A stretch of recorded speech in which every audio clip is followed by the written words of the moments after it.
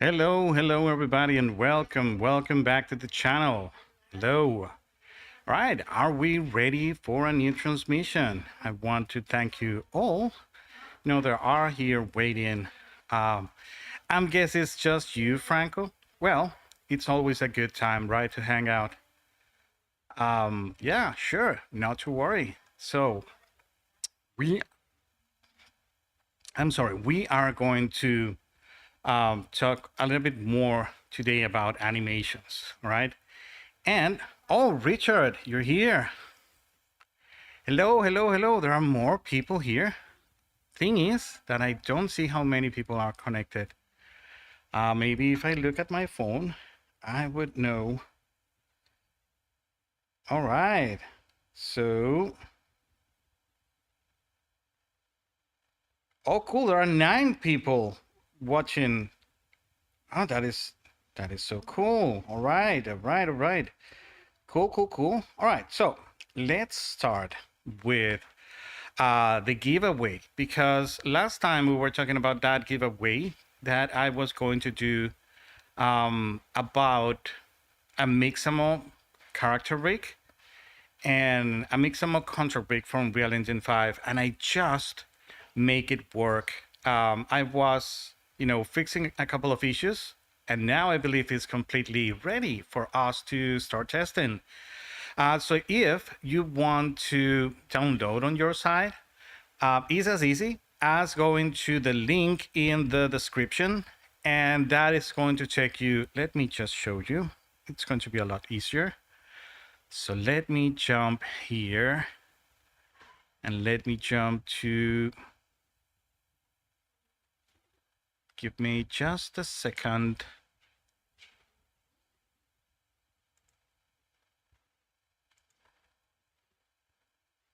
All right, here it is. Come on. There it is.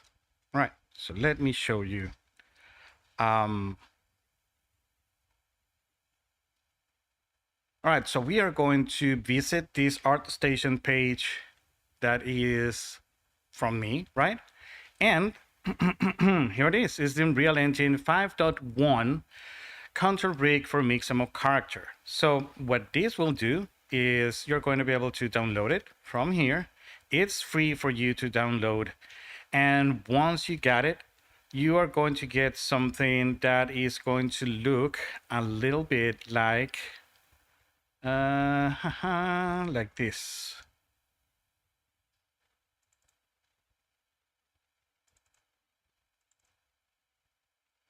It's going to look exactly like this one. Mixamo controller, control rig for UE5 version 1. Once you open it up, it will have like one folder in it with a bunch of folders, below it. But that first control rig folder, you should give me just a second. You should copy and paste right in the content of any project that you want to work with. All right.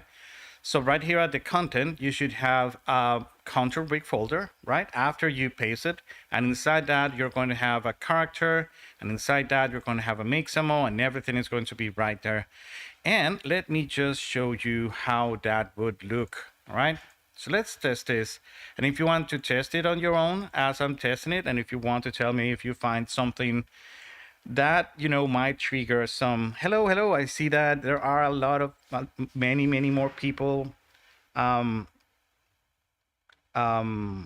connecting to the stream, right? Very cool, nice, thank you for having you here. All right, so let's check it out. Let's go and create a new basic level, and let's check out just that I just shared. So to get it, you need to go to your content. Inside content, you're going to have a control rig. Inside that, we're going to have a character, Mixamo, and this is going to be the exact control rig that we are looking for. All right, so give me just a second. All right, that's good. And this is it. This is a very simple, very crude, very rudimentary, type of rig, right? But it's fully functional. I believe it can be a little bit better. So my goals was to simply to, if you get any character from Mixamo and you ingest it into the engine, you with this should have an easy way of creating a control brick for a character, or to add that control brick to that Mixamo character. All right. So let me just show you a new thing in the control brick, and that is the construction event. And this construction event will allow you to have any proportion or size character, and this control brick will fit completely perfect to that new character. Well, let's say perfect-ish, but it will fit. Let me show you what I mean. So as you see, it's all labeled. You have everything spine-wise is here, everything arm-wise is here, everything finger-wise. Yeah, the old way of doing fingers is right here. 10 fingers, 3 bones for each finger, and we have the legs here, right? We have the forward solver, and it's right here, and we have with the IK controls for the arms and for the legs, and we have the backward solve with everything working all right. All right, so cool. Let's close this out and let's start checking out and see how it works.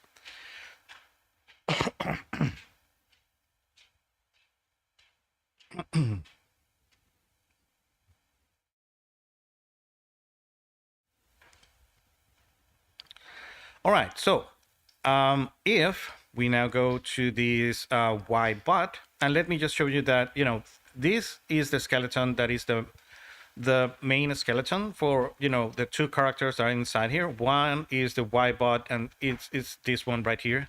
And the other one is this Warrock that is down here. And we're going to add one more, right? So you can check it out for yourself. So let me open up this Y bot, and I do have this control brick test on it, and sequencer, and you can check it out right here. How does it look? So this one has a plain animation running on it, make some animation, of course, right? And the right one is a bake to control version of this character, of this animation. And let me just show you how does it look. So this is the control brick that I just supplied for you to be used. And yeah, is this simple, right? So now that we know that it works, perfectly, let's, create one from scratch so I can show you, what it has, right?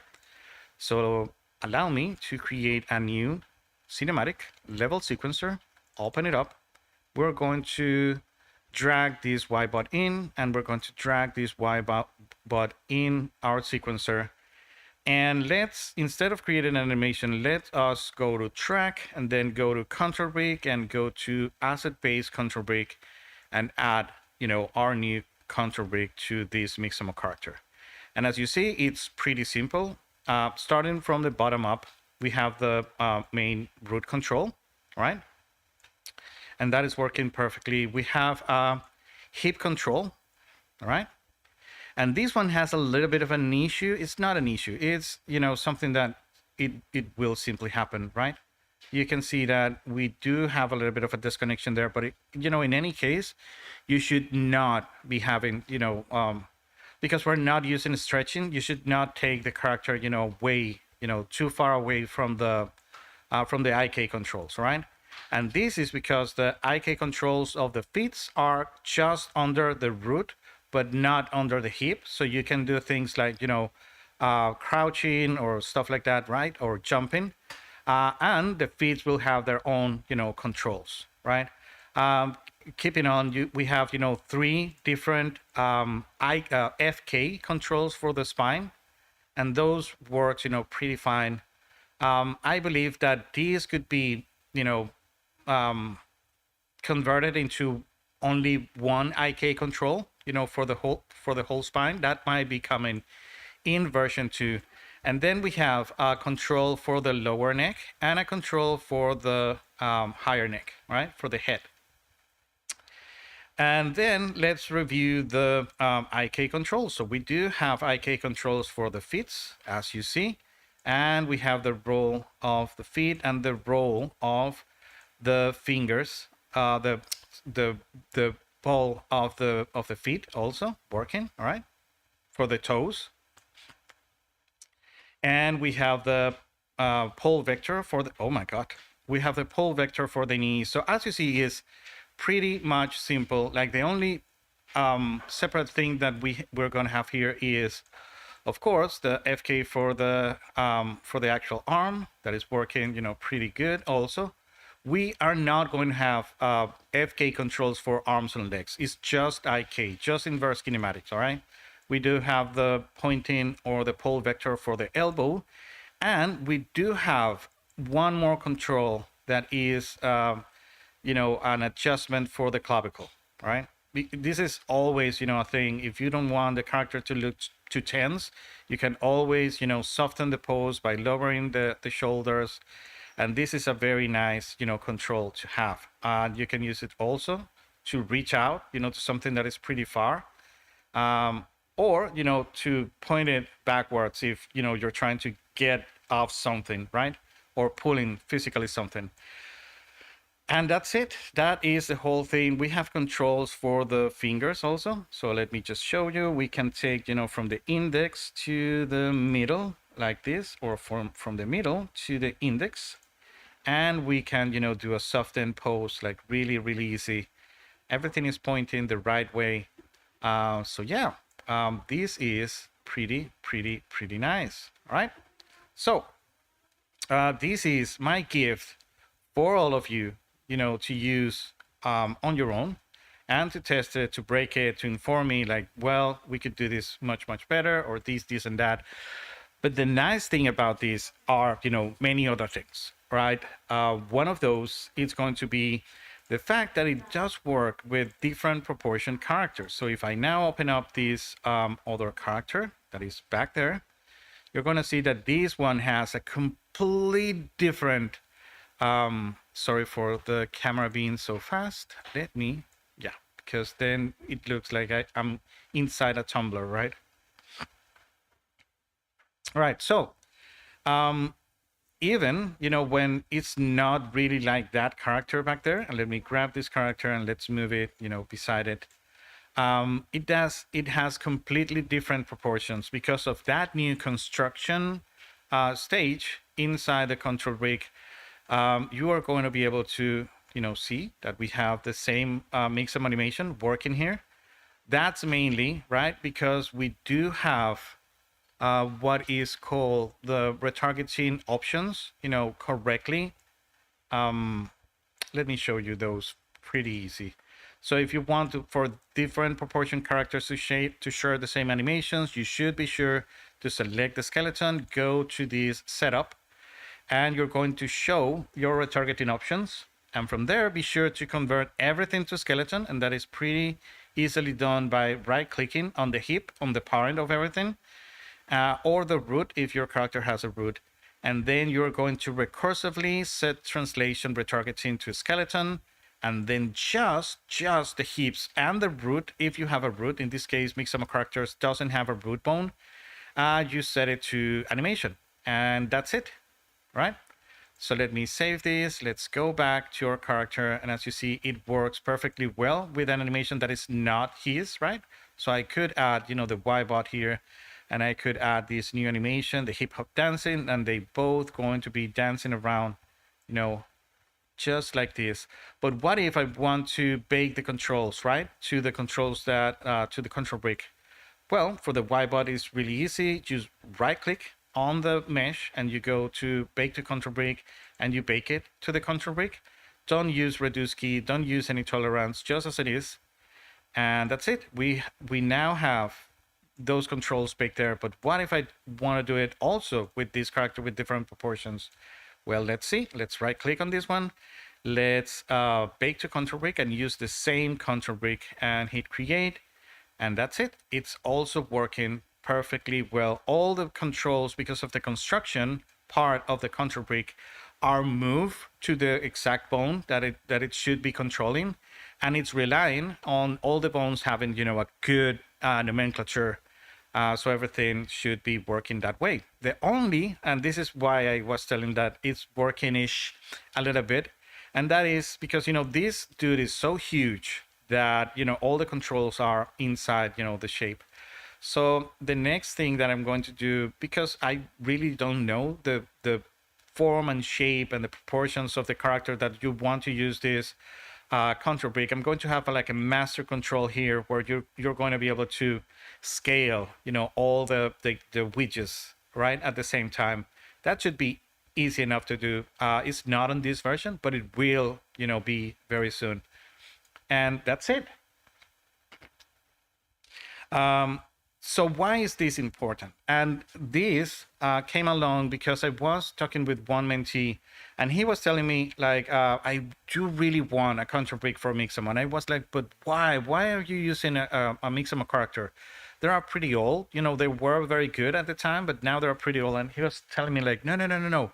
It is my character. And I was like, oh, right, because you can still do that magic thing that only Mixamo does, and that is you can take any character, upload it to Mixamo, and Mixamo will create the bones and the skinning of to the thing, and then you can download it with full, bones and bindings, and that is awesome. So allow me to show you that process. So you know that I'm not going to cheat this one out. We're going to not use any character. We're going to use the actual mannequin character, right? So let's use maybe let's use an old, right, mannequin like this one right here, right? So what I'm going to do is I'm going to open up this SK mannequin, and I'm going to create a static mesh out of it, right? And I'm going to save it outside here in the content, right? And you're going to tell me like, this is nonsense. Why are you creating a static mesh out of skeletal mesh? Well, let me prove my point. Now I'm going to right click on this character. I'm going to go to asset actions, and I'm going to export it out. That is going to create an FBX out of it. And let's save that one in Unreal Project Animation Test right outside here. That is going to be good enough. And it's going to be called UE4 money. No, yeah, UE4 money. That's it. Let me just add that this is the static mesh. That's it. And yeah, I don't need vertex colors out. I don't need levels of details, no collisions, no morph targets, and no export local time. That's not important. All right, that's it. Now it's out. Now we can go visit the Mixamo webpage. All right, we go to Mixamo. We for sure are going to need to log in. That's right. So let's log in, and I'm going to log in with my credentials. So it's going to be this one. And now we can go back here. And this is the magic behind everything, right? So we do have a character that doesn't have any bones, doesn't have any nothing, right? So I was testing it with this character, so and it works, perfectly. If you want to see, Iron Man, hip hop dancing, this is, the moment to do it. You got a hip, the hip. There he goes. All right. No, but we don't want this. We want to upload a new character. So let's go and select that character. That character is going to be in E projects, anim test, and it's outside right here. So let's open it up. And once it's uploaded, it should prompt a new character generator where you're going to set up a couple of zones that you need to identify. So come on, Mixamo. It should be a very fast process. Let's go. You can do it. There it is. Now this is what we got, right? So it tells me, all right, we need to orient it. So he's pointing forward. It's looking good. So now let's hit next. We need one marker, let's call it, for the chin, one marker for the wrists, like this one marker for the elbows, like this one marker for the knees, and one marker for the groin. And let's put it a little bit like around there. That's good. Right, that's it. We're going to hit next.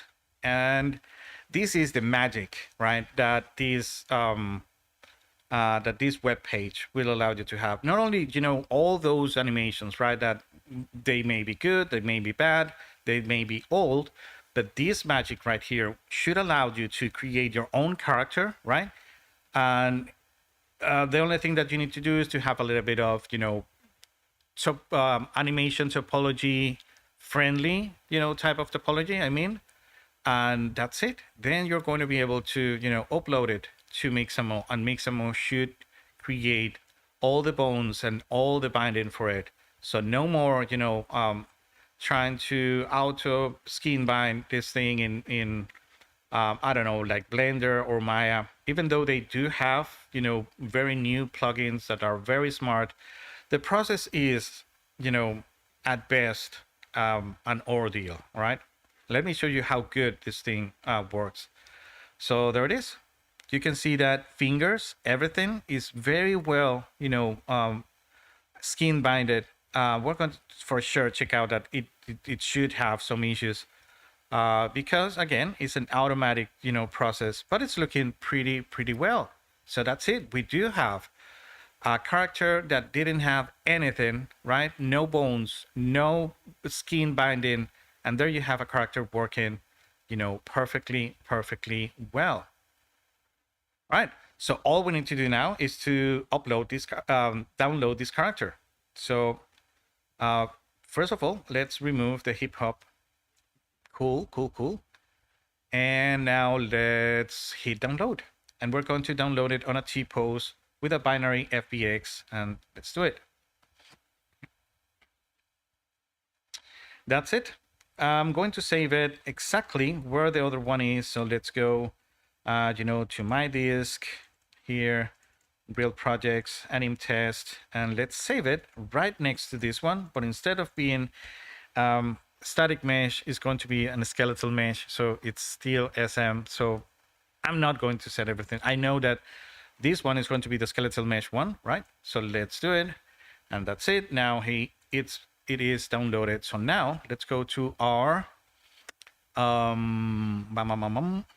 let's go to our config, characters, Mixamo.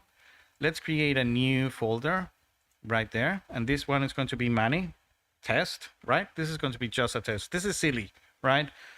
Taking out a character out of Unreal.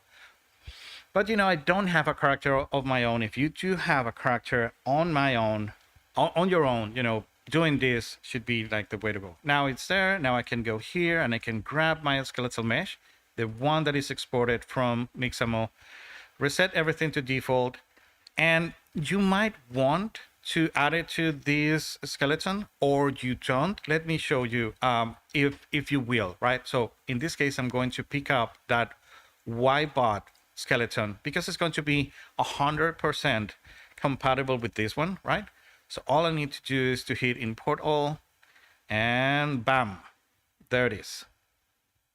And it's pointing, and it's not pointing forward because I forgot that Unreal does that thing. All right, let's see if at least it still works. Wang. So yeah, I forgot that Unreal always, point the character the wrong way when it exported, right? So, well, let's see if this thing still works. I believe it will be only a thing of making him, looking straight up. And I don't have so let's create a level sequencer right there. Let's open it up. Let's add our Manny. What is this? should not be here. All right, and let's drop him in, and let's add one of those Mixamo animations. All right, so let's then rotate it back, and now it is working. All right. I forgot about that thing about Unreal, so it does work for sure. And as you see, the animation puts him right. And let's see now if I can use the control brick on this character, because that is the really important part, right?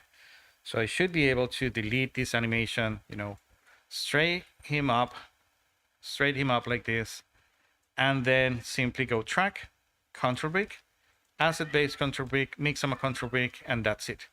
I do have a control brick already working for this new character. And as you see, it's pretty cool and nice and responsive.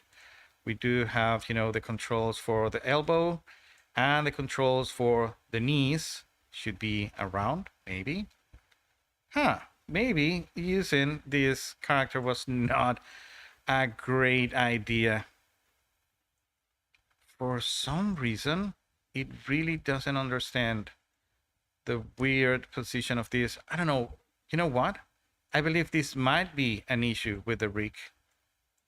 All right, I do have another test to run so you can check it out. So you see the power out of using, Mixamo, right? Right there, because you can, upload your character. And if your character is not from Epic and not pointing, in a wrong way, it should work. But I do have another character. And this might be, this might be because I ingested it for, this particular skeleton. So this might be the issue. If I brought it in with its own skeleton, it might work. We might do that test a little bit later. But for now, let me just show you that I do have another Mixamo folder right here. And I do have this other character that has its own Mixamo skeleton on it. So let me drag it and drop it here. So this is a separate character, right, from that whitebot. But I know that, it's a character that I downloaded from Mixamo, so it should work. So let's test this. Let's create a level sequencer here. And I do have the world record on, empty level sequencers on my projects, as you see. Now let's add this character right here. And now let's hit track and let's hit control brick, and nothing is going to show here. And this is because it is being filtered by a skeleton.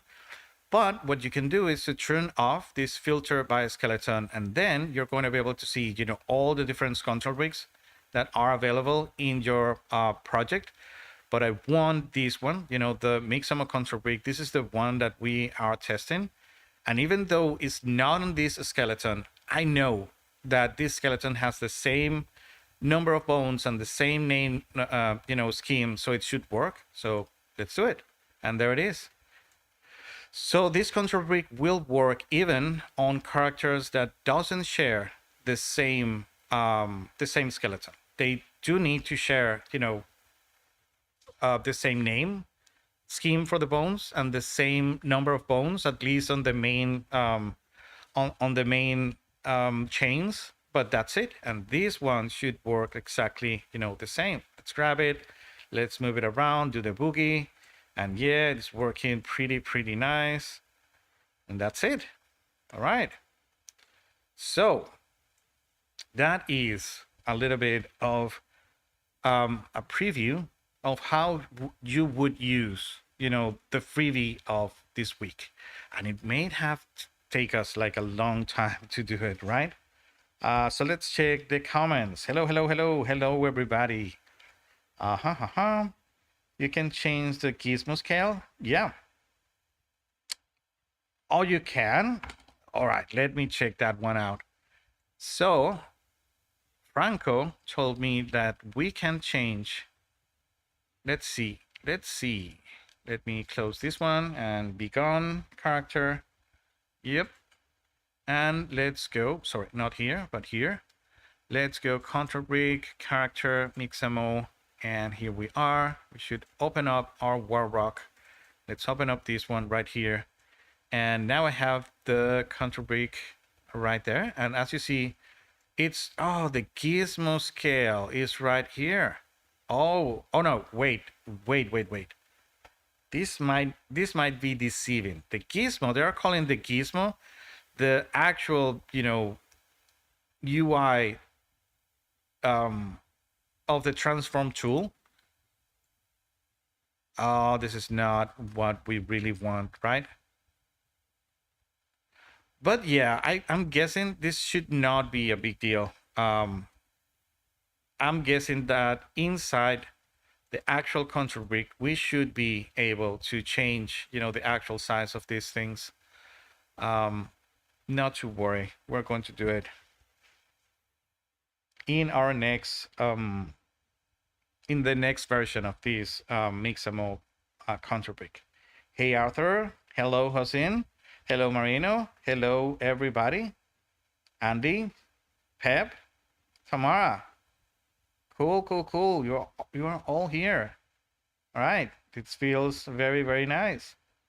Yeah, that world is terribly, terribly misleading. That's not a gizmo. That is not how it's called. A gizmo is the actual shape controller. All right. This is what Unreal calls a gizmo. This thing, not this. All right. This is a transformer tool UI, right? But it's not a gizmo. All right. Or at least there are, confusing in that sense. All right, so that's it about this tool, right? So just to remind everybody who might be, getting late to the transmission, if you search on the description of this live video, you're going to find out that there is this wonderful link that will take you to this ArtStation page.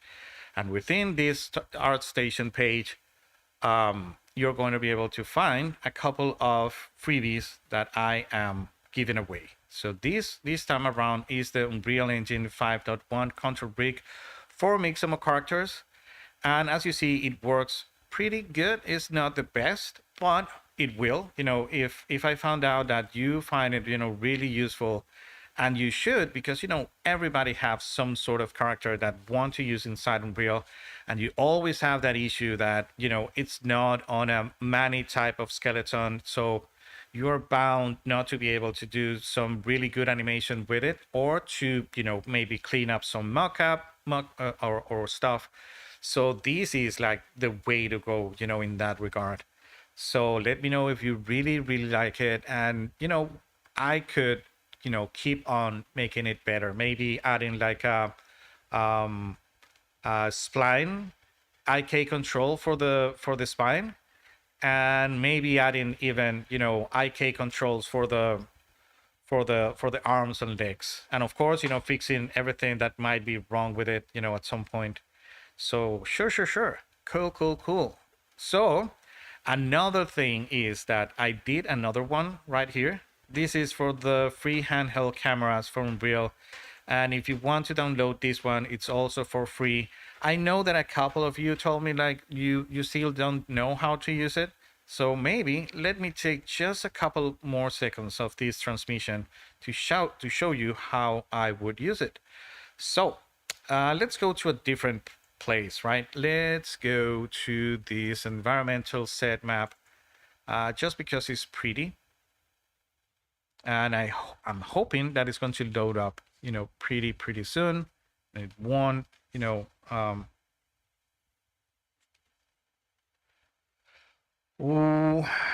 with the Reallusion Aqua Rig. The thing is that Reallusion, the makers of iClone, they do have their own way of taking everything out of Reallusion iClone to anywhere else where you need. The thing is like magical. They have their own iClone exchange, and the iClone exchange is exactly that. No matter how you work inside iClone, and iClone has its own thing, just like this Mixamo that I just showcased. That makes free. it might not be the best one around, the sharpest tool in the shed, but still, it works pretty well. The Accu rig from Real Illusion is really good. But the thing is that um, the once you get your character there, you create the rig, you can output it to the actual control with the actual mannequin set of bones, because you can export whatever you have inside iClone to a mannequin type of skeleton. That we're going to use in the newly and very very good counter rig for Manny. If you have not watched that one, we talked about it in our last transmission. It is pretty good, and it does work like in this procedurally, generated way. It will work for the same as this one, but much much better. Because you're going to have at your disposal, all the a rig made by Epic for an Epic product that is Mannequin. So yeah, that one will work like for sure. All right. So, hello, Logan. How are you?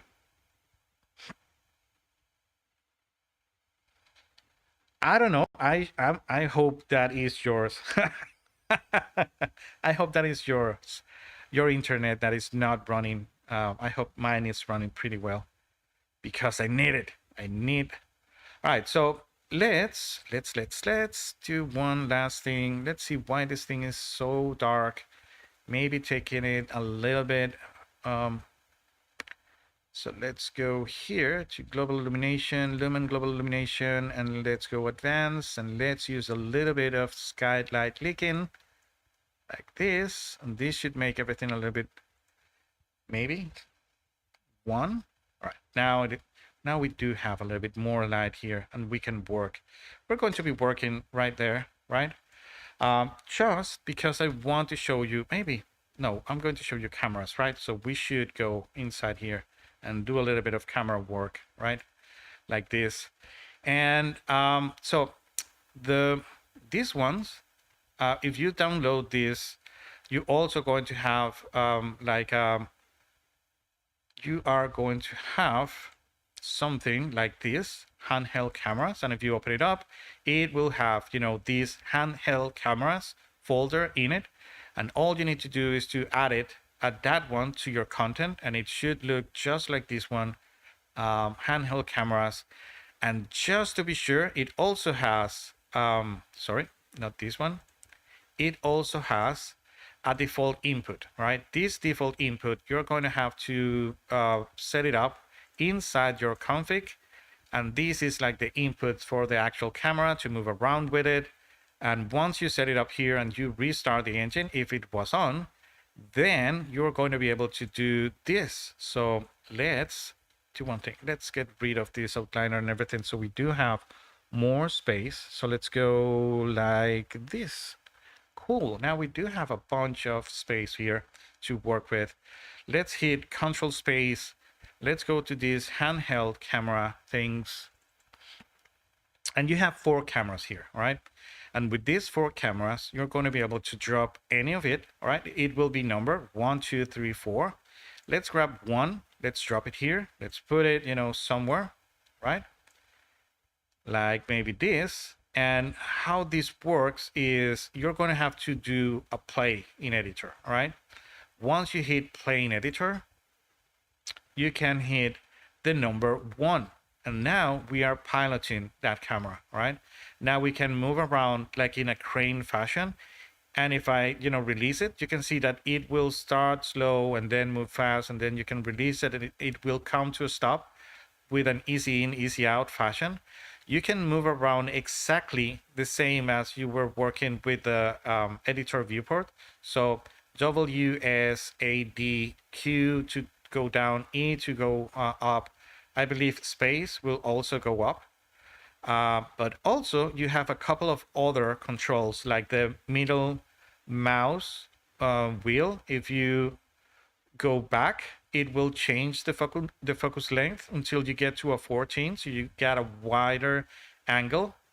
And because I'm in a wider angle, you can see that it seems like I'm moving faster, but I'm not. I'm moving at the same speed.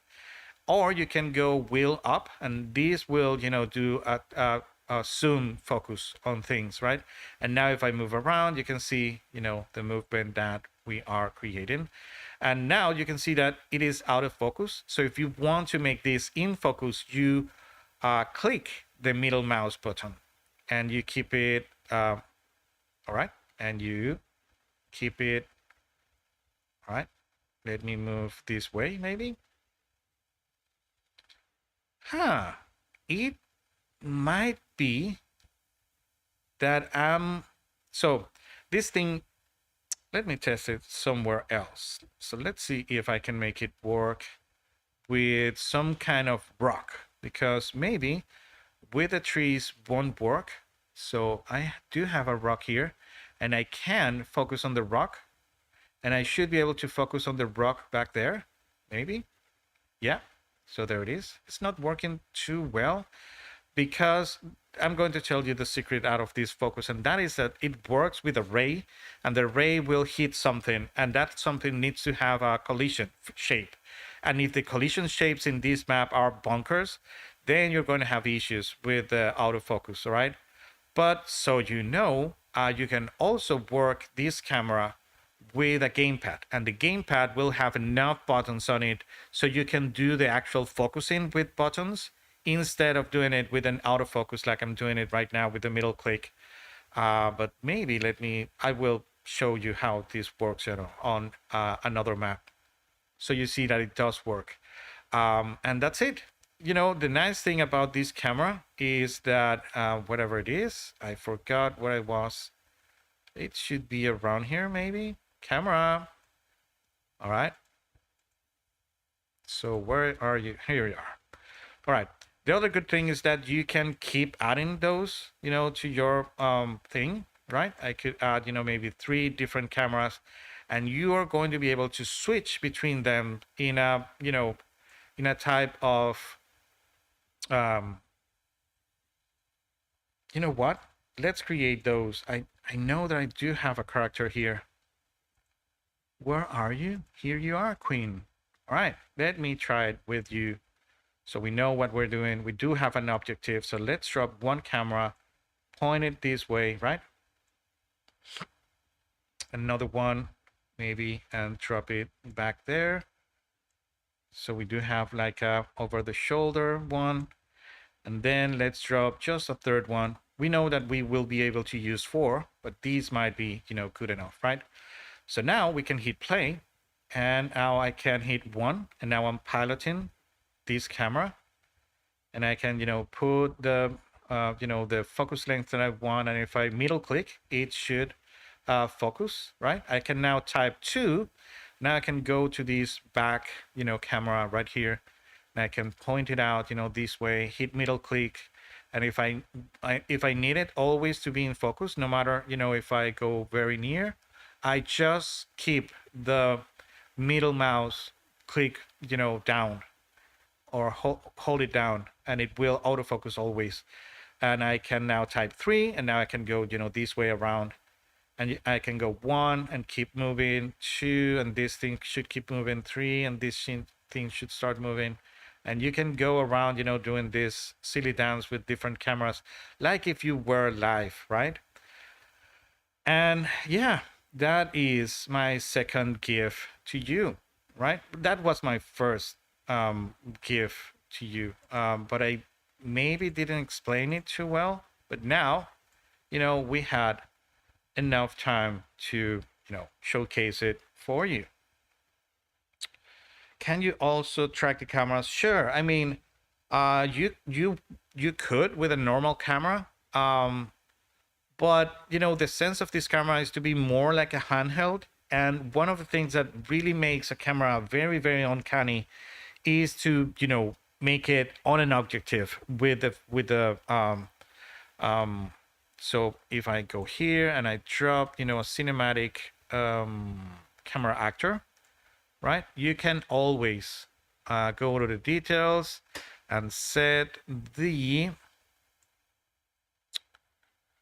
look at tracking, right? And I can enable it. And now I can, select this actor as the focus of this camera. The fact is that it will focus on the pivot. That's why it's looking, all the way down, the way it shouldn't. But you do have a control to do an offset of it.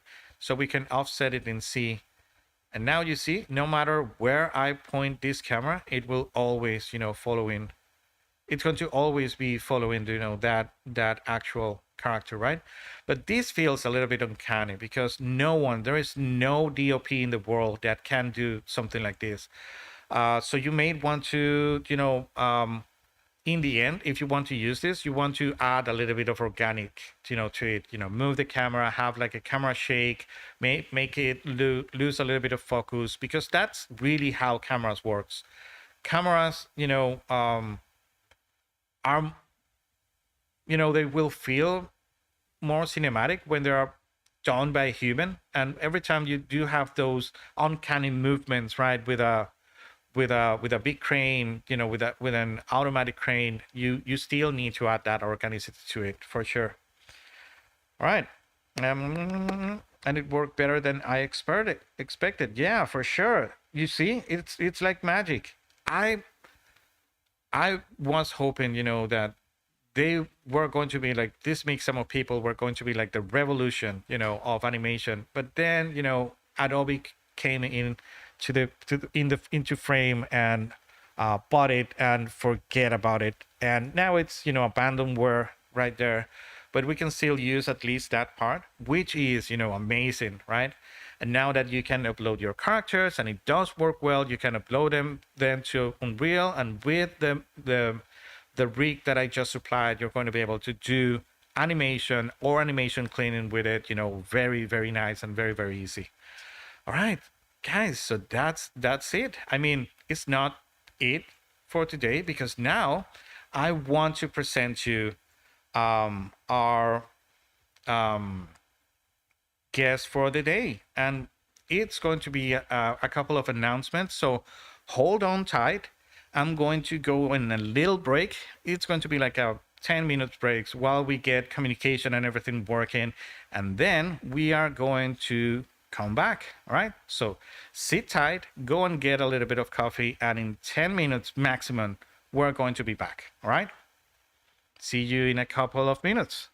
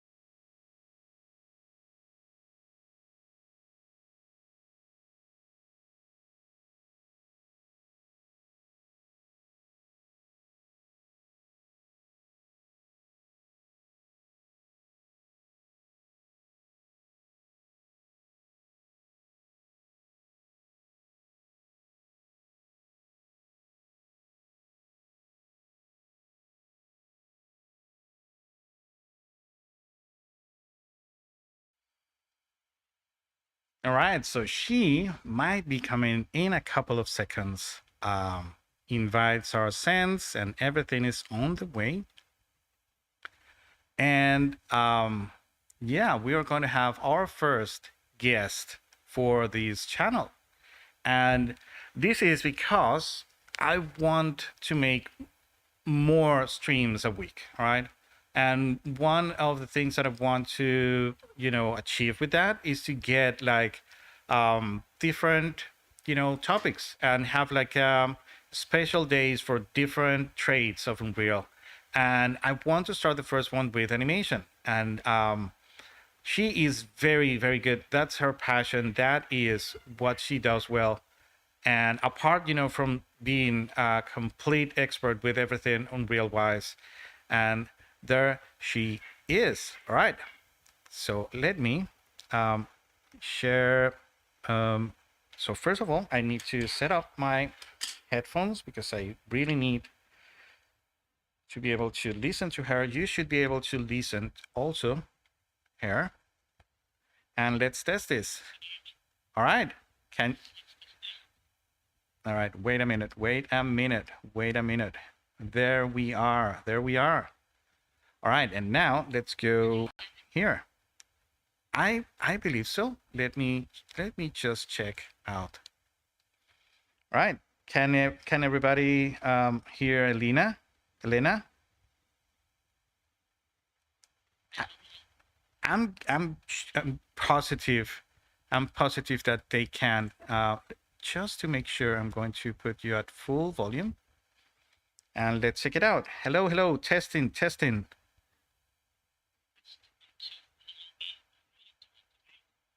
Am very well. Right. Why can they not listen to you?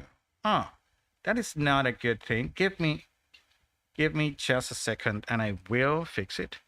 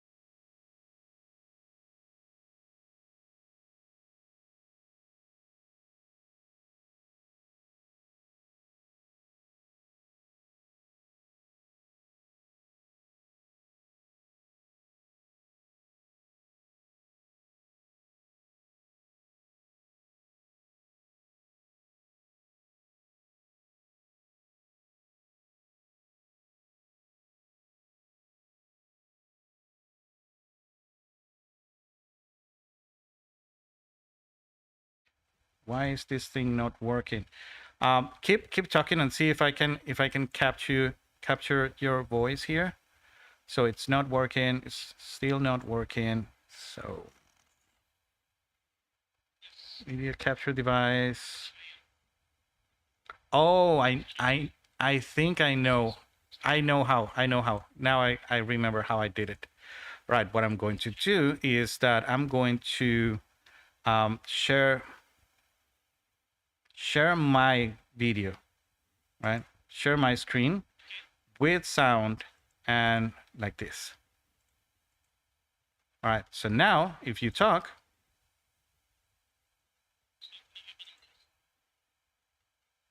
try now. All right. Let me try on the other side. All right. Can you hear Lena now? Hello, hello. Can you hear her?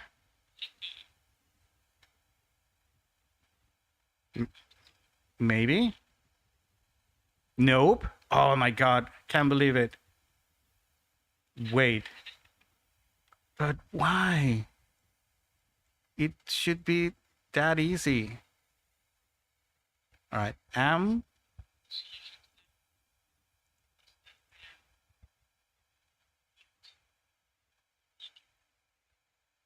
wait. Oh my God.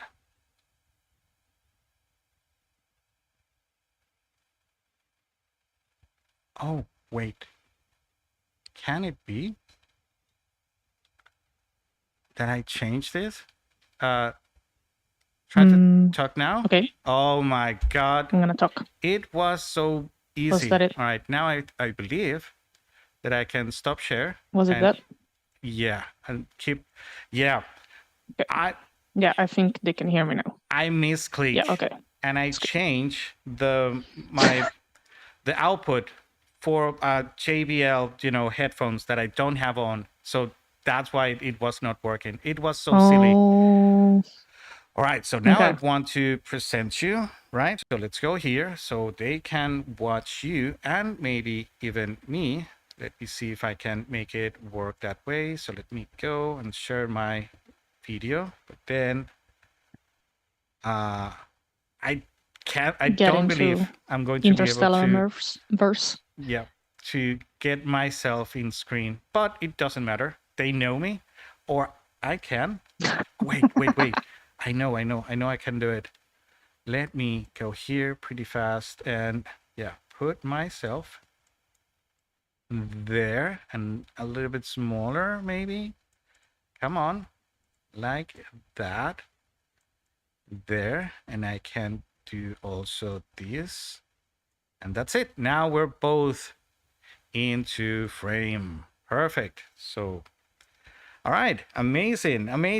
Welcome, Elena Felici. So let me just introduce you a little bit. I know Elena. I meet her at a CG Pro class that Wolfie, Eric Wolford, and me were teaching about cinematography in CG Pro. Ain't that right? Yeah, that's true. All right. Yeah, it was long hours for me. So you were starting with Unreal at that point? Yeah, I was. I was just like dipping my toes into Unreal's waters. All right. And yeah. Later on, I met you again as my TA in the last fellowship for Worldbuilding Fellowship from Epic, right? That's true. I don't even know how that happened, really. It's like oh wow. Well, yeah, tell us. So happy to be selected. Tell us what happened. How did it work? Tell us. Well, the mechanics of it, they're still magical to me. But so I mean, I got contacted on LinkedIn from one of the Unreal contractors, and he told me, "Hey, we're looking for TAs, and I see you have some experience teaching and some experience with the engine, so we think you could be a right fit. And then you need to take a little test/interview with the coordinators, educational coordinators at Epic, and if you're really the right fit, you will be selected." So that's how it all worked, really. All right, amazing. And tell us, of course, a little bit about yourself. Where are you from? Where are you at? And how we can contact you, maybe also. Yeah, for sure. Okay, so where am I from? I'm from Italy, in case you didn't hear it already from my accent. I live in Denmark, so still Europe. And I have been working mainly as a previs artist, so visualization artist in the past. I also did some directing, some assistant directing. Maybe the most famous show that has been released that I worked on is probably Love, Death, and Robots so far, where I was assistant director and previs artist. And then, the year right after that, I decided to dive into Unreal Engine for cinematography reasons. I wanted to improve a bit my cinematography skills. So I felt like Unreal would have helped with that. And then, yeah, once you enter the abyss that it's Unreal Engine, you get drowned into it. You know, it's hard to leave. Yeah, that's Once you right. get initialized. So That is exactly how it happens always. As soon as people start working with the engine, you will find venues, right, to express it and to make it yours in whatever you do. So you are um, a fan of animation, right? So that is your foray, let's say, right? yes, that's what I studied. Um, that's what I studied, and my education was all in animation. Then I switched to previs because I felt personally that animation was a bit too repetitive, and I wanted to broaden a bit my skill set. But yeah, my background is in animation, that's for sure.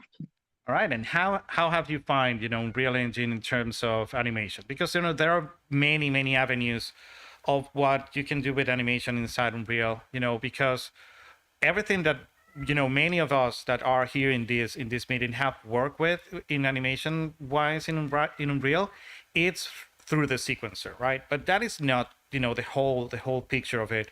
There is a lot of other type of animations inside the engine for gaming and for character animations, for character controls and animation blueprints and everything. So have you find which one have you find more interesting inside the engine in those terms? Yeah.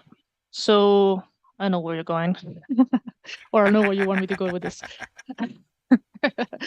Because you were talking Yeah, in the last streaming, like we should do something about animation, multiplayer animation, um, um, replication and all that. So I was so intrigued, and I do want to add all those topics into these conversations. for sure. So I'm gonna express some personal opinions. Sure. So those are like people could disagree with this, and let me know in the chat if you disagree with this. But so coming from other DCCs, say Blender and Maya, um, into Unreal Engine, um, I personally felt like just by using like I felt like the sequencer wasn't the the potential of Unreal. So for an animator, beside the real-time rendering, so the fact that nothing looks gray anymore and you have lighting and depth of field and all that stuff, so everything looks beautiful out of the get-go. Just animation-wise, I felt like what it could provide was way more than just a sequencer, right?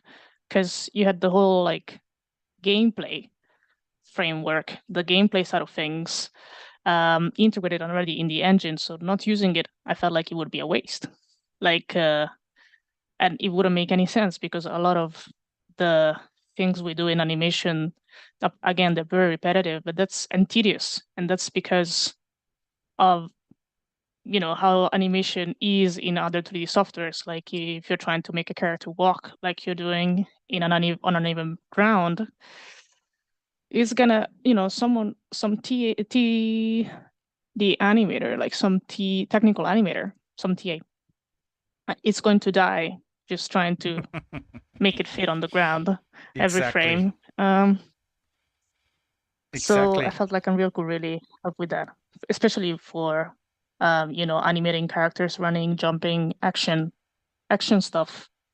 I Right. will, Like, you can just do it with a gamepad or something. You can automate that and just record it or something like this. yes. Uh, there's I no need to do it by hand. totally agree. You know, I'm a passionate of using Unreal for what it is, right? And really leaning into, what is best for. And one of the things that it does, very, very good is animation. And not, animation as we know it, because that is like a brand new thing, talking into the full scheme of what Unreal Engine is, like we start having a way of animating things, maybe way beyond 416, because we did have like that Madina thing that was horrible. But at least, it was a way of doing those crude cinematics. And, it was a trade on its own to know how to use it. But now, with this opening, with the new sequencer and the level sequencer and the sequencer editor, now we do have, more leeway into creating something that looks a lot more like in a traditional DCC. But we should never, look away from how Unreal does animation on its own, with the blend, with the blend spaces, with the character blueprint, with the animation blueprint, with character controllers and everything. Not only for bipeds, but I mean, you could animate anything like cars.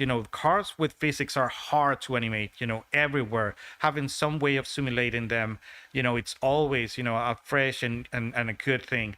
But then again, you don't want to be you know, because I know how producers are, I know how directors are, and they do want to have a lot of controls on things. So you must always find a way of doing it controllable, repeatable, but at the same time to look good and physical, right? So you want all the bumps in the roads to move the suspension, but they do want to have controls of where that car is going. And if you can make it repeatable, on an easy way, the better, right?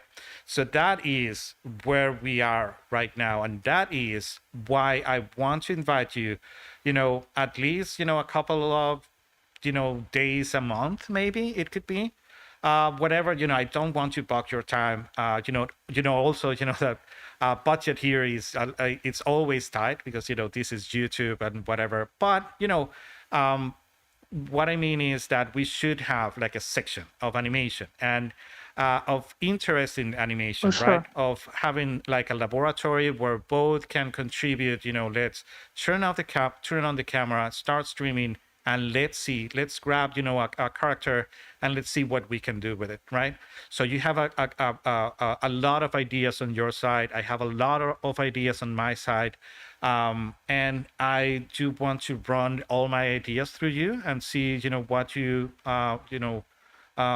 is your opinion on it and how we can make it better. And I know that you For sure. have a couple, more than a couple of ideas that we can run through and work together. So this is like the birth of one of the sections of the Gabriel's Unreal Menagerie lives, right? And so, yeah, welcome guys to the new section. This is Animation Tuesday. I don't know how we're going to call it, something, something. But yeah, Animation Tuesdays. of course, why not, right? So let's check out the It's response also a from the very people. unexplored subject, to be honest, I think, on YouTube.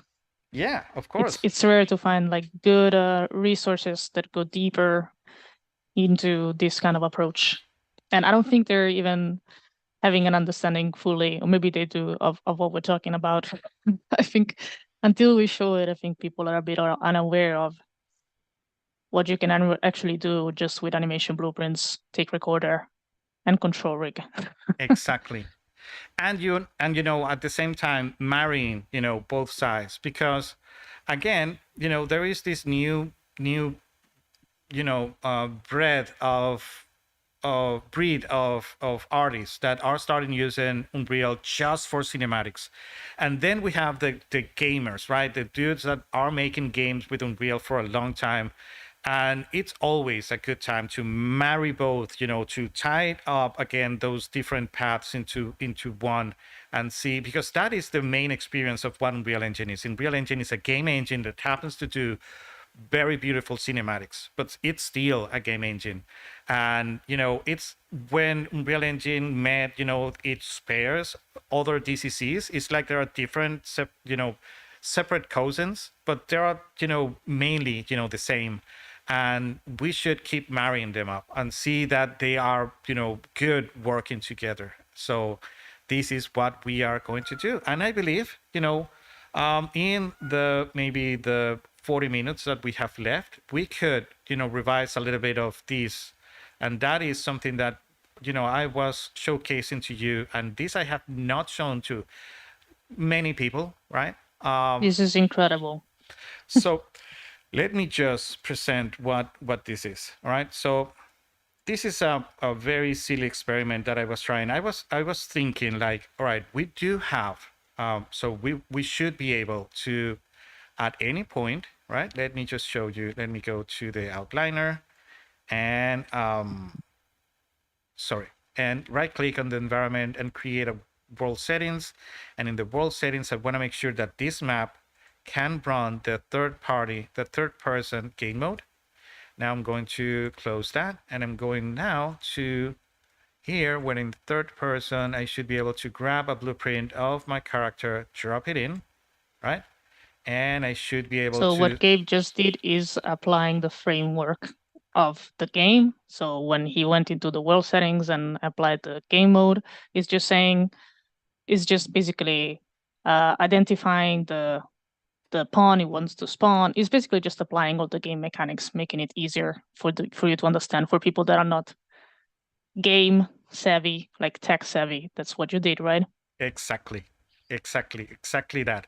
So as you can see, this character is amazing, right? I'm controlling this character, and in this sense, he's or she is, feeling, or the mannequin is feeling like everything around. And if it does have like some sort of um, um, collision, and I don't know how good collisions of these things around are, but you can see that it does have like an IK footing, right? So it tries its best, to give you a very nice contact everywhere on the floor, no matter how the deformation of the actual floor is. So this is a thing that is hard to do, in real life when you are animating. And I was like, why this character does it so easy, and we should strive, and try so hard, to make it work. So I was saying, all right, what if, and we know that we could, take this and bake it, right? Because that is the other thing that we could do, right? We could at any point, um, in this case, we are going to have to do a little bit of a change. So I'm going to, again, I'm sorry to do this twice.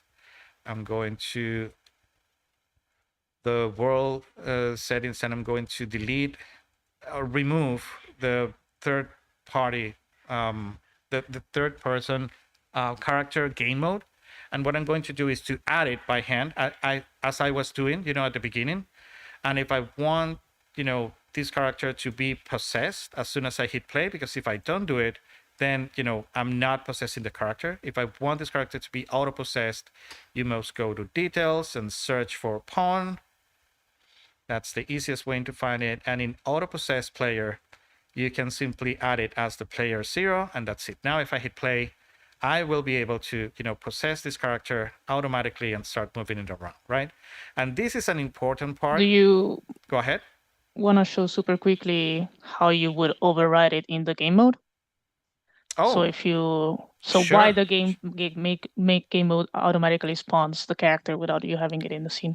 Right, exactly. And that is because a game mode is a framework, right? As Elena was saying. So a framework will give, sense of what you're trying to do every time you hit play. So what the engine should be prepared every time you hit play, right? So our like pre-preparations that are even above of a level. The game mode it's supra, so it's over the level, so you can have many levels with the same world settings, right? So let's go to the game world override, and we can add that third person game right here. But if you display this, you can see that what this means is that there are going to be a couple of things that are going to happen at the same time. For example, it's going to have a default pawn class, a HUD, right? If you had like live or a minimap or something, it's going to be there. Then you have a player controller class, and this means that you can have like a master player controller that controls in the same way with different pawns. So you can have like tall pawns and small pawns, or different type of characters that are all going to be, play the same because of this player controller. Game state, if you have different state of your game, like the menu, the play, or the how it's called, the waiting room and the game, etc. Everything is there. Player state, again, if it is, playing or in as a spectator, or if it's dead, or if it is, flying or underwater, everything can be done through this. So this is like very gaming, nerdy stuff, but everything uh, uh, that is controlled by a game, it's stated, right here, right? So at any point, if you want to disable, for the game mode to spawn a character, you can simply take this and select it to none. And now, if I hit play, there is only going to be one, the player that I assign as a spawn, and not, the duplicate that I had with this one right here, right? So that would be like a way to go. And again, Right. because I did this change inside a level, this is not going to be, saved into the actual game mode, because the game mode is an asset. It's this asset right here, and it will have, its defaults right there. That if you need to change them, you need to change them, inside the actual asset itself, right? So that's one way of doing it. But the way that I Awesome. like to do it, for what we're going to achieve now, is to have it, as a player, as an actor. I mean, as an actor inside our level, because now what we want to do is to go Windows, Cinematics, and the tape recorder. And now what I want is to take this character that is somewhere. Okay, let me open up this thing a little bit more. The third person character, and I'm going to add it as a, so for all of you who doesn't know what the tape recorder is a perform capture, right? This is mainly what this thing does, all right? So this will create a sequencer with all the tracks of whatever you ask it to record. And then you have like a record button, and from there on, every property that you assign here, it's going to start recording, and it's going to be saved into a sequencer, all right? So we're going to use, this as a default. We're not going to complicate this too much. I just want to show you how this will work. By default, this thing will record to a spawnable character, and let me show you what that is. So all I need to do now is to hit first play, and now I know that I have full control of my character, and I can now F1. Sorry, that was not F1, so I need to go now F1. Give me just a second. Again, I'm going to hit play, and now I should be able to hit function F1. All right, now I have control of my mouse again, and I can now click record. 3, 2, 1. I click on my viewport, and I can now start, running. And as you see, because it's recording to a very particular sequencer, and that is like a sequencer that is called pending take, that will take a name of, the take and the scene and everything. So it's pretty convenient in that way. So you can do a full recording of, of a capture of your movements and everything that you're doing, and then you simply can hit escape.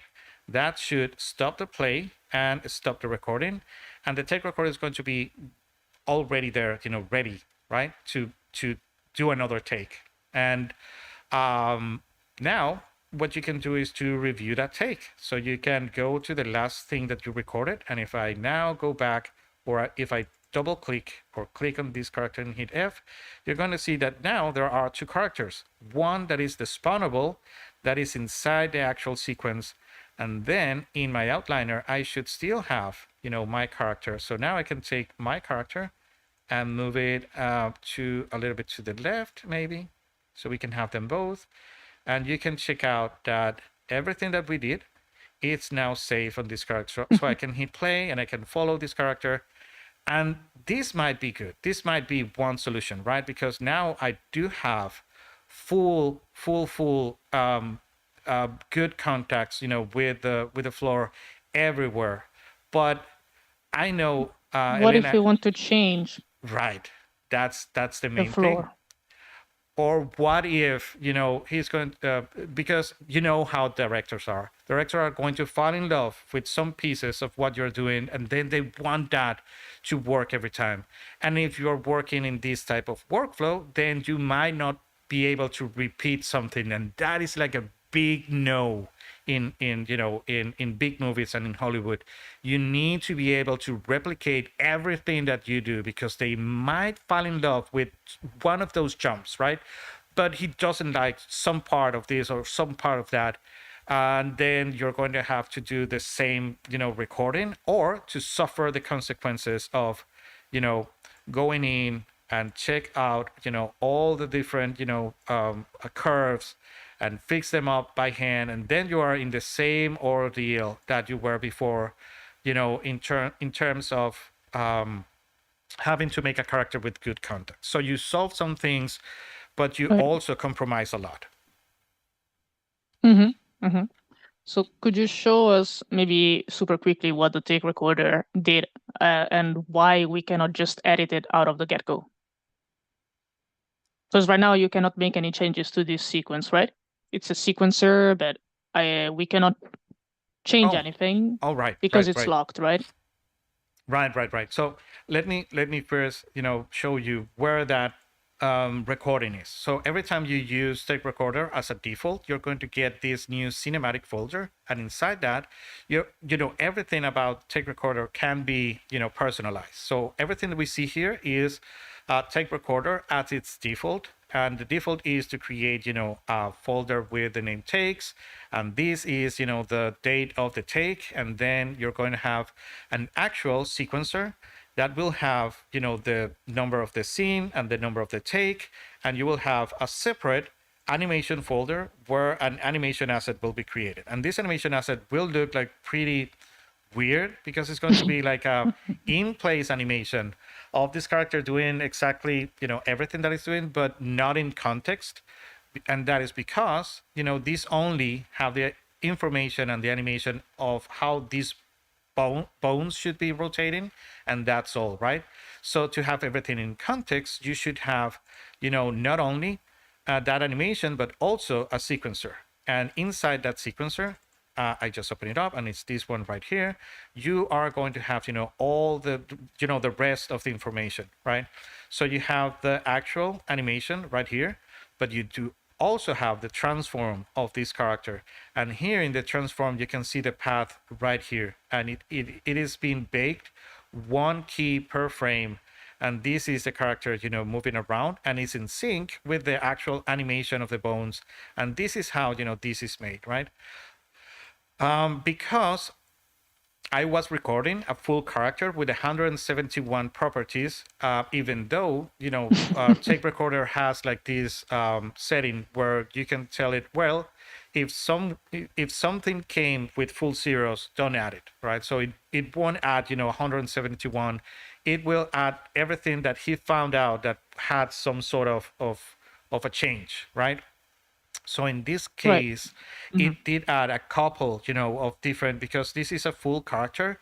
It will take, for example, the master blueprint actor, like this one right here. It will take, the camera boom and everything that was involved into the position of many of the things that are here. For example, the camera boom, it's given its camera the position, so that's why it is inside there.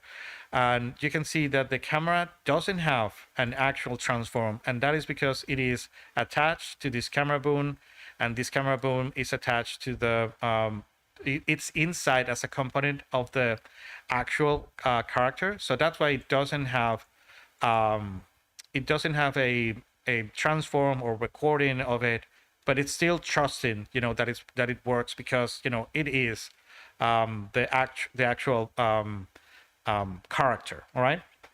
And again, Mm-hmm. nothing that you see here is the actual character. These are just pointers to the character, right? So let me show you what I mean by that. So if you select this third person character and you check it out here, you're going to see that inside of it, it will have a couple of different components, right? What you see here is not the component. It's just a pointing of this component. So if you want to start, cleaning up your stuff, you can, unlock your sequencer, and you can start taking out things that are not being influenced by the actual Right. sequencer, right? So for example, the camera, I know that if I remove it from the sequencer, it will keep working because it is inside the actual character, right? So let's remove, for example, the camera because it doesn't have an animation. Let's remove the camera boom because it doesn't have an animation, and that thing will still, be working. All right, so sorry. That is not working as I intended just because this is an spawnable character.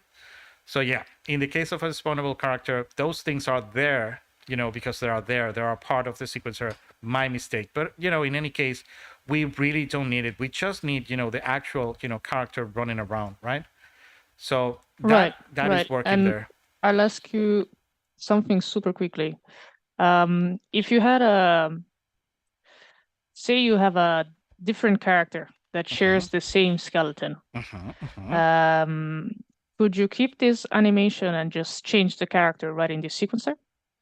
All right, Just change the skeletal mesh. let me show you how I would do it, because I believe that I should have a G Knight here, right? So I do have a character here that does have, a full mesh. So let's operate, all right? So we are going to do this thing. We are going to add this Gothic Knight, and we're going to drop it inside here. We might need to prepare some shaders, and that should be done in a jiffy. So there it is. I do have another character here, and I'm going to create its own cinematics level sequence for it, all right? And I'm going to open it up, and I'm going to drop that. I'm going to close take recorder for now because that part is done. But I could, take this knight character, add it in, all right? And let's do the first thing, and that is to add the actual transform of it, all right? So that is pretty easy.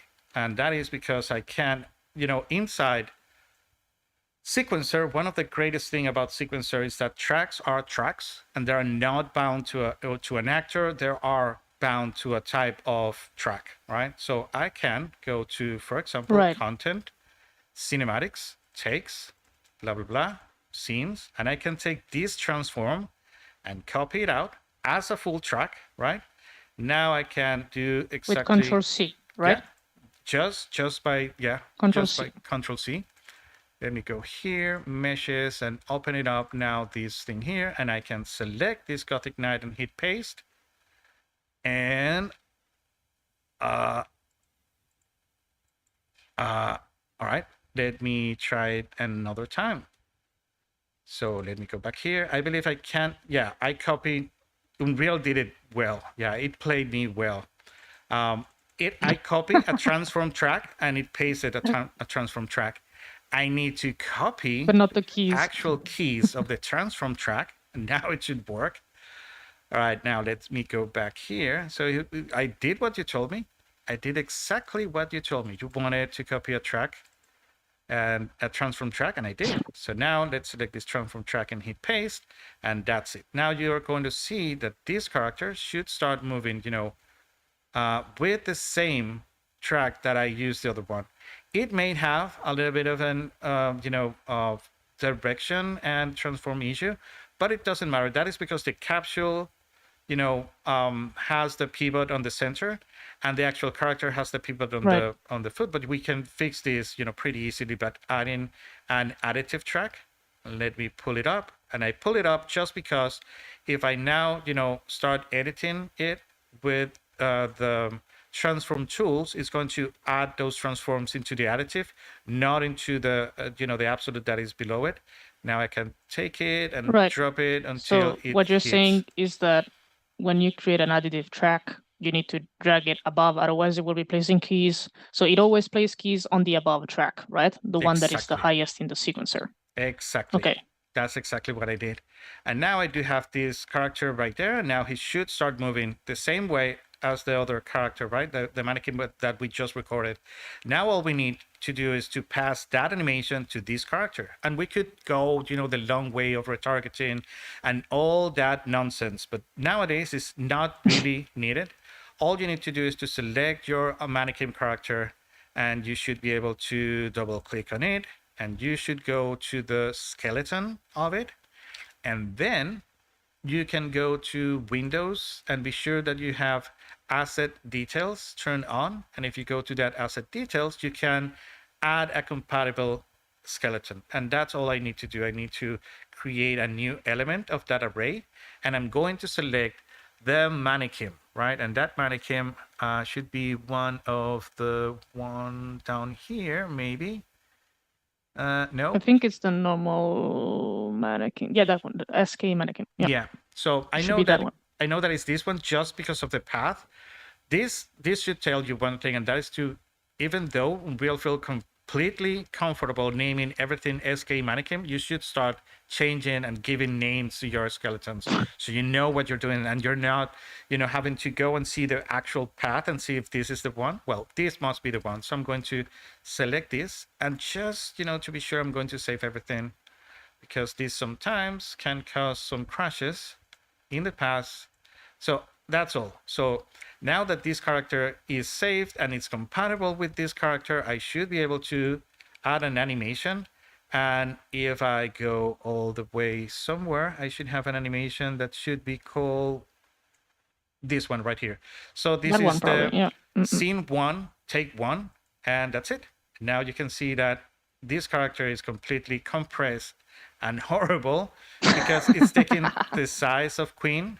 So that means that this character needs to have the how it's called, the Re- retargeting options. Retargeting? So it's not there. So again, let's open up the skeleton, open up the retargeting options like this, select the root, and recursively set everything to skeleton and just the root to animation and the pelvis to animation, or to animation scale, depending, if you get issues with contacts, you can, switch them and see which one works best. So this one seems to be working well. We do have a very good connection there. And all we need to do now is to hit play. And you should see that he is running exactly the same as the other He's character. going. All right. Now, another thing, I should make my animation the size of this thing and my additive also the size of this thing. But lastly, because this character has physics on its cape, you want to hit also play. And this is going to look awesome, right? Because now I can hit, play here, and I can follow, this character around. And hold on, he's too fast. All right, hold on, man. Where are you going? Oh, he is really What if you darting. wanted to have the physics now recorded as well? Would you re-record? No, the physics. Well, you know what? If this wasn't such an old character, all right, his planet needs him. He just jumped to another dimension. Well, the thing is that if this wasn't such an old character, and if I would know that this is not a normal cloth, but a chaos cloth, you should be able to create a bacon of it, and it will be like a track of the bacon of the thing. I would Right. let you explain how to do that in our next session, because I have not dabbled with chaos. I know how to use chaos for destruction a little bit, but not for cloth. And I know how to work with cloth, but not with chaos cloth. So that could be Right. like a nice thing, right? To know how to bake For sure. and create those sequencer tracks. So that is homework, all right? Homework Cool, for me. cool. There was a question in the chat. All right. Not sure if you have a control rig for the Gothic Knight, but we can revert to Manny or Quinn. They were asking, so now I have this animation. What if I wanted to tweak it around, say having the arms a little higher or the pelvis a little lower? Would I be able to change this animation in any way? Sure. In this case, what I would do is to actually have a copy of the animation, because this animation works great for the mannequin, and you may want to remain it, to keep it that way. So I would go to cinematics, takes, the day of the take, the actual animation, and I would do an actual, copy of it, a duplicate.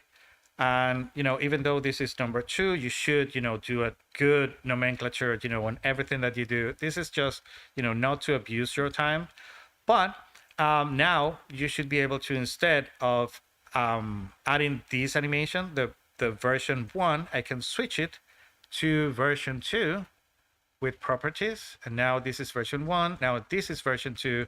And now on top of this, I could right click on the Gothic Knight, go to Bake to Control Rigs. And because I don't have this filtering by skeleton, I does have a control rig. Maybe it does have the control rig because it is a compatible skeleton. Because it's compatible. That seems That's like interesting. a good thing. So I'm going to try to do an 800 frame bacon. So this might explode in my face right now. Or maybe not. Will you explode? No, it's right there. Oh, it was pretty fast. And that's it. Okay. Now, if you need to do some sort of tweaking to the actual animation, this is the way to go. Now, if you want to do some tweaking to the actual path, well, that is where things are going to get complicated, because as soon as you change the path, because you can do it, then you're going to be, the IK that was recorded will stop working, and you're going to start having, the feet going inside the landscape or two away from the landscape, separated from it, and then you are back at the start point, right? So this is why. So how do we make this more modular? All right, this is exactly why we are here, and this is our laboratory. So all this is very well known and documented. Now we're going into unknown territory, all right? And that unknown territory was, me one day being pretty bored and saying, all right, why, if this character, you can hit play and move it around with WASD, why it cannot sense the movement out of how is this called? We'll have to go and search for it. Cinematics, the camera rig rail, right? Why I cannot grab a character that has an animation blueprint, put it on top of one of these rigs, right, and hit play, and it should be moving in the transform is being recorded, right? It is changing direction, it is changing position, but it is not prompting and activating the animation from the animation blueprint, because that is what an animation blueprint should do, right? If we check this character and we go to the actual, so you can hit Control E, and that should open up the blueprint for this thing. This character should have its own animation class attached to it, right? And you should be able to go where that is, and you should be able to open it up. And this is the son, sorry, this is a child of the one of the mannequin. So I'm going to go to the, and this is awkward, right? The female queen uses the animation blueprint from the male, like Adams and Eve, right? It's like he has the original rib. Oh my God. At this point in time, God knows. All right. So the actual animation brick is the one that fires up the different animations with this, what is called an state machine, right? Or I don't know how Unreal call it, but yeah, it's a state machine. But it's a machine. Yeah. It will read out, different properties or variables, right? So if we go, for example, to the locomotion one, right, and if we open it up, you can see that it will be idle until it gets, some sort of input, right? And that input comes in the shape. Sorry, I close it up, and I should have not. So let's go here and open it on again. So what you really want is to, tap into what makes it tick, what makes it change animations. And in many cases, the actual locomotion comes out of the walk run. It's space. So this thing is a blend space, and we can check out where this blend space is by double clicking on it. Yeah, exactly. So you see it's a 1D control space, so meaning that it will have like a stimulus that could be, 0, that is the speed, or it could be, as high as you want. And I don't know why this thing is not changing. Oh, the preview value. All right, they changed these spaces like too much. And now I don't recognize Did them. they? Isn't it control With control? Oh yeah, control middle click? it's with control and left click. All right, thank you, thank you, thank you very Control left much. click. So as you can see, Sure. this has like a 0 or it has like maximum speed, right? And this is what is capturing. And this is exactly what the actual state machine, reads out. And it will take it from this thing called ground speed. So where does this animation blueprint get this speed at which this character is moving? Well, it needs to be informed by the actual dude that is doing the animation, the movement, the translation, and that is the character blueprint, right? This dude right here, right? So this is the one who is going to know at which speed it's going, and then it's informing, the actual animation blueprint, the speed, right?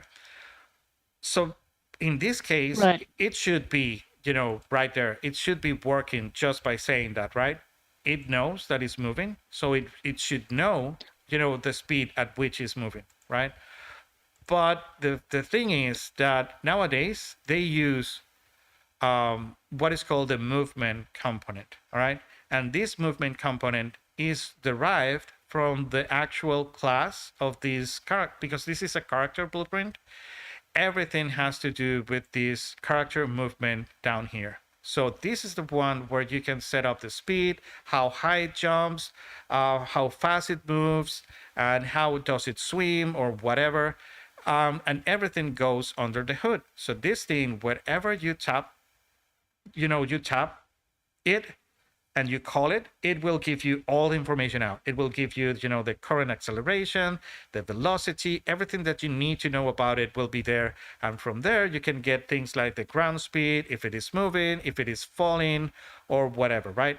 But the thing is that because it's Right. inside this particular character movement, then it's not available to be read by things like moving him around or attaching him to an actual spline, right? And that is the enemy Right. that we had to fix. So what you're trying to say is that you want basically this velocity component not to be driven by key bindings like you would do in gameplay, like WSD in a first-person shooter or a gamepad. You want to be able to input that directly from something you do, like the rig rail or something else, right? Exactly. Okay. And I remember this because I'm very old in Unreal, and I knew that that character thing not always had those attributes. So there was a time where we had to calculate by hand with nodes the actual velocity and direction of our characters. So knowing that, I took this character, and if I open it up, you're going to see that it should be using, sorry, is this character? Oh yeah, it's this character. Sorry. It's this character, but it is using, nope, it should be in the details. It is using a different animation blueprint that is called skeletal mesh transform something. Let me search where it is. Take me where it is. All right, it's this one. So I created this one as a copy of this one right here, and I just changed a couple of things, right? So I knew that what was wrong was that this character wanted to take the actual information from the mesh component, and it was not working. So this calculation that you see right here, just this part right there, it's me doing it, the old way. And the old way is, grabbing the actual skeletal mesh actor, that is attached to this animation blueprint, and it will get its location, its previous location. I would subtract them, then get the world seconds, and that will give me an acceleration. This is like the acceleration formula inside Unreal Engine, all right? And now with that, I know that that is a ground speed. And with that, now I can make this animation blueprint to work even though I'm not moving the character with WSAD, right? And this is the result of it. Just this, right? It's this simple. It's just, this part right there. And I Right. use it also here because it does use the ground speed to know if this dude should be moving. So this is also read by the actual anim graph at some point to know, that it should start, engaging the blend space, right? So this one does work because Right. it's based on So whether it something. should be walking or running. All right, because I do have this ground speed that is now being calculated instead of being asked from the actual movement component. So the result of it is Right. this, is that this character, if I open up its own, sorry, it should be in content, and it should be down there. And let me just delete that girl there because we won't need her anymore for now. And also this dude because we might not need him for now because we already got where we need it to be, and that is this character. This character will be driven by this spline, this camera rail rig spline, and if I now hit play, you should see that it's not moving, right? And that is because the animation blueprint Right. needs to be evaluated in runtime. So all I need to do now is to hit Right. play, and let me go there and release. All right, maybe the camera is all right. No, let me use the camera right there and let me hit play. And now you can see that as soon as this character start moving, it will prompt the animation blueprint to do everything, from checking the acceleration and knowing that the animation should be played faster or slower if it's stopped, or even things like the IK footing and the direction. And we should, we should be able to make her jump and do all the things that are controlled by the animation blueprint with keys right inside the sequencer if we want. So all these is just in preparation of telling you that Elena and I are going to start working on a system that will do this for us.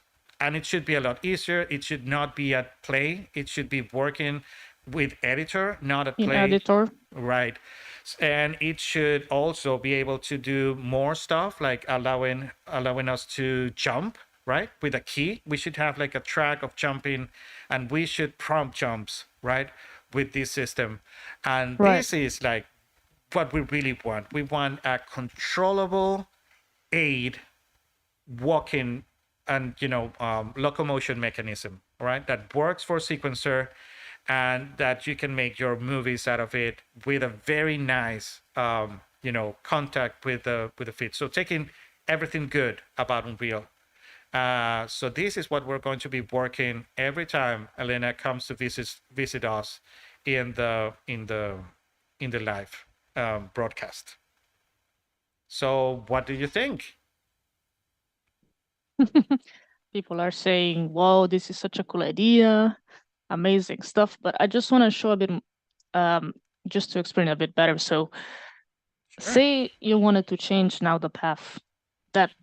So say, me as like Christopher Nolan, I'm Mm-hmm. like, yeah, but she should be going, um, like all to the left, not central at all. And I want it. Actually, I want two of them. Can you just make two of them? Yes, yes. It should be completely possible because again, um, the movement, the steps, and everything are being generated at playtime, but the actual path is still being controlled by the actual padding. Or sorry, not with this one. Let me go to the details because I did use something. No, not the details, the outliner. I did use some blueprint to create this spline, so I didn't went and adjust this spline by hand. Okay, go back there. So I can take the actual spline and now move it a little bit to this way around. And now, instead she going that exact way, she should take that new sway, and at playtime, she should be, for now, because we do want to do this in editor, not in playtime, she should now take that new swaying, right? in a good, in a good manner, going. And if I hit play again, I should be able to go, this way, engage with my camera. And you can see that now she has a new path, right there. Now she goes to the right of that rock, right? So it's that easy. And if Right. you want to have another one, following her, that's fairly easy also. So let's check out this. So I should be able to release my camera, grab her, duplicate her like this, and I can go to my details and assign, instead of the female Manny, I'm going to add the male Manny. If I found it, it should be You this can one. probably even just put the Gothic, the knight, right? I should be able to do that one also. Yeah. But Or maybe not. We don't have the no, animation blueprint. no, because I don't have the animation blueprint for that one, and I don't know if the Right. animation blueprint is shared also with the share skeleton. That's a good thing to Right. test for sure. So now all I need to do is to add this new character, and I believe it's already, because I duplicated, it's inside the camera rig rail, and now I should maybe put him a little bit back, right around there, and around here, and they both should be following each other. But now if I hit play, he might not be moving. Let me just check. No, he's not moving. Oh, they're both moving. Right. Oh. Yeah, because I duplicated him. So he also got the animation blueprint attached to it. Right. The one you did. Yeah. The one you did. Yeah. So Yeah. that's There it. you go. You have two characters running. Now you have two with good contacts and following a path that you can alter. And yeah.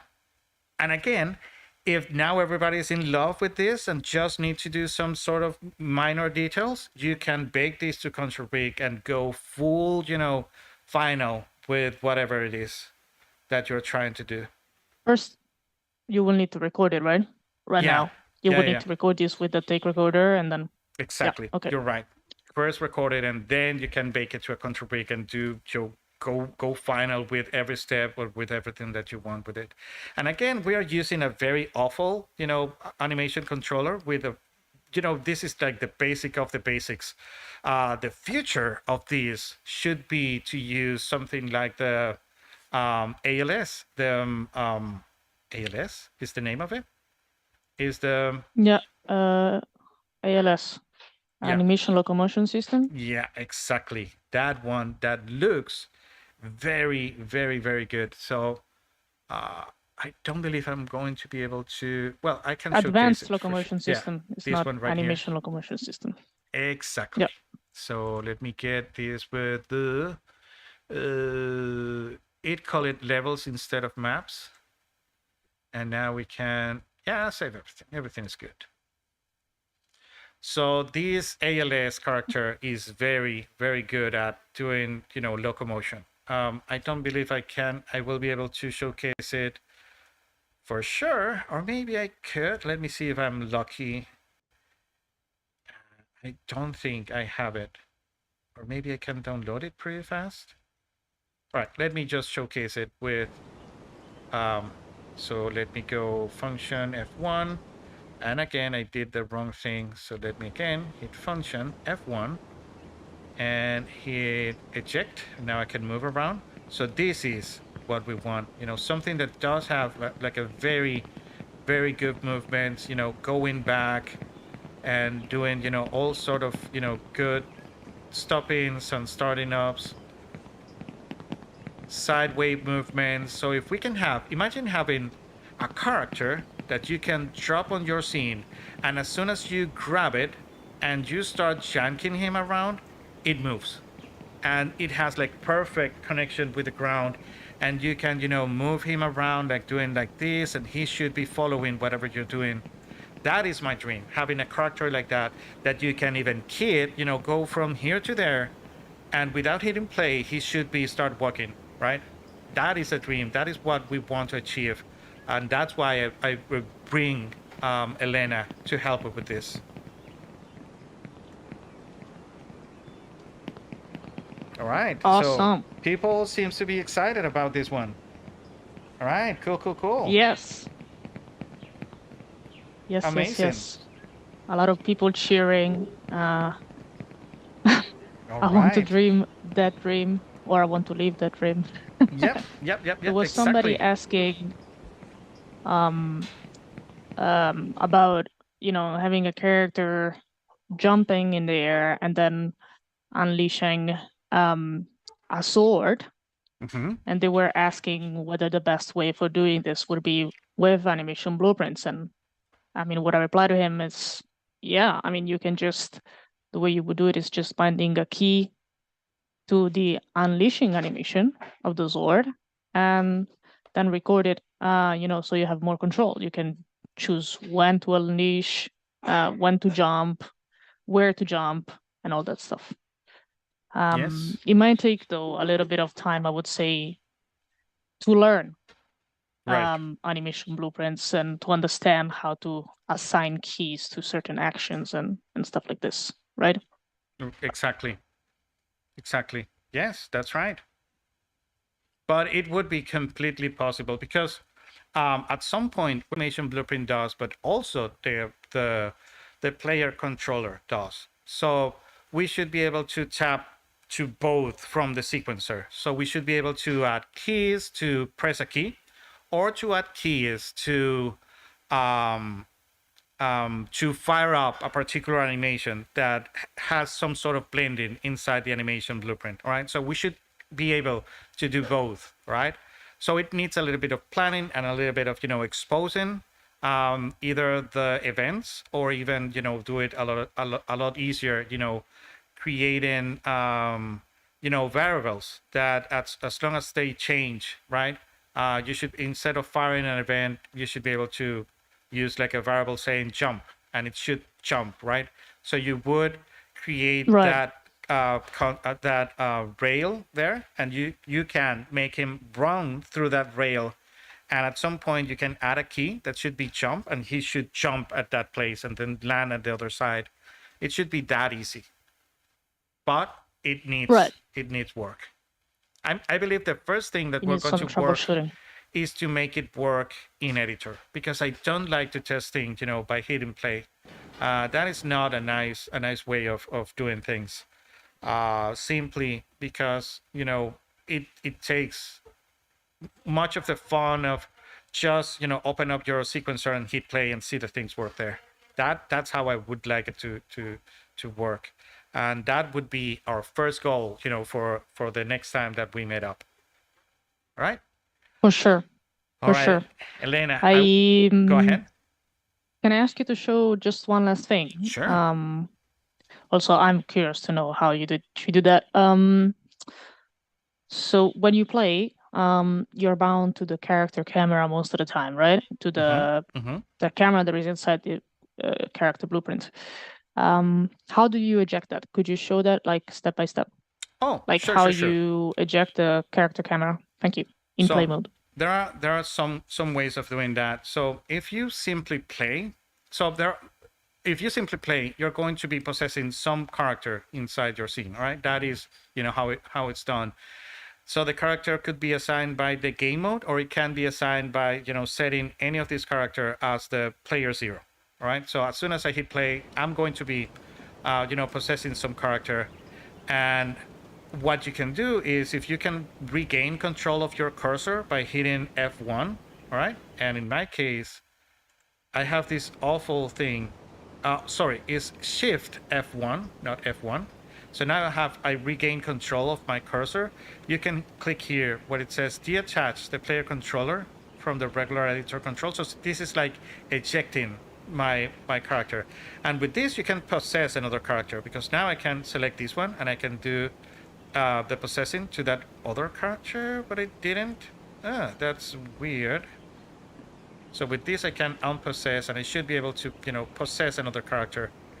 I was able before, but yeah, that's how I would use it. But there is another way of doing this, and that is to simulate. Because when you play, you are in the game. When you simulate, you are looking the game. So you can go here and you can go simulate, and then you have control of your camera without having to control a Mm-hmm. character.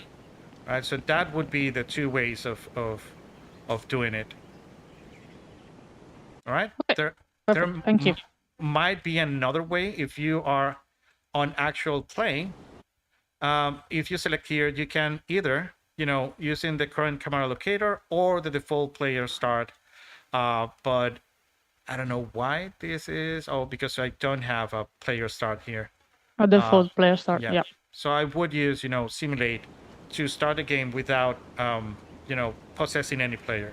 So I'm looking at the Right. play, but I'm not in it. Okay. Awesome. Thank you. All right, Elena, I want to thank you especially for coming here and to help us, with your knowledge and to help us develop, a good product that could be, the giveaway to end all giveaways. If we can, make this work, it's going to be huge in terms of animation. Not only of one character, but, whole crowds and crowds that you want to really control where they are going. So this could be big. And so I'm really excited about this collaboration that we're going to do.